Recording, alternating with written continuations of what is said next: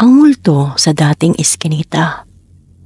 Sa isang lumang baryo sa probinsya, may isang iskinita na matagal nang iniiwasan ng mga tao pagsapit ng dilim.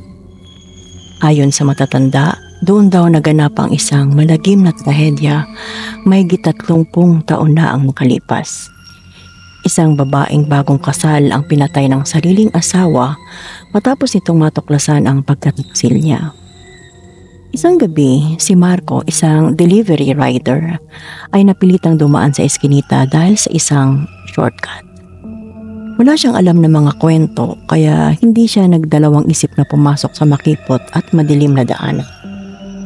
Habang nagbibisikleta siya, biglang lumamig ang hangin. Tahimik ang paligid, tila walang anumang buhay maliban sa tunog ng kanyang pedal. Ngunit sa isang iglap, may narinig siyang mahina at malamyos na boses mula sa likuran. "Tulungan mo ko." Napalingon si Marco pero wala siyang nakita. Pinagpawisan siya ng malamig at binilisan ang pagpadyak. Subalit nang sumilip siya sa side mirror ng bisikleta, may nakita siyang isang refleksyon. Isang babaeng duguan, nakaputing bestida at walang mata. "Hindi mo ako pwedeng iwan," bulong ng babae habang papalapit ito ng papalapit sa kanya. Napasigaw si Marco at nawala ng kontrol sa bisikleta. Bumagsak siya sa madabong gilid ng eskinita. Nang magmulat siya, nandoon ang babae sa harapan niya, lumulutang, duguan at may nangingitim na labi. "Dapat hindi ako namatay. Dapat siya ang namatay." Sa takot, tumayo si Marco at tumakbo palabas ng eskinita. Ngunit kahit anong bilis ng kanyang pagtakbo, parang hindi siya lumalayo. Pakiramdam niya ay paikot-ikot lang siya sa isang lugar. Hanggang sa biglang bumukas ang ilaw ng isang bahay sa dulo ng eskinita. May lumabas na isang matandang babae at tinawag siya. "Bilis!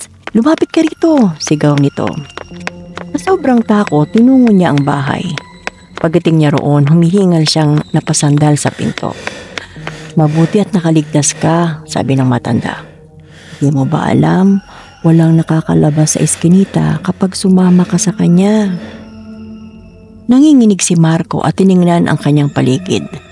Nasa loob na siya ng isang lumang bahay, ngunit ang kakaiba, wala siyang nakikitang anino ng matanda sa ilalim ng ilaw.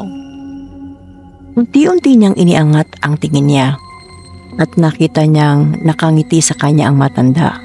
May nanlilisik na mata at dugo ang bibig. Naputol ang kanyang sigaw nang bumalot ang dilim sa kanya.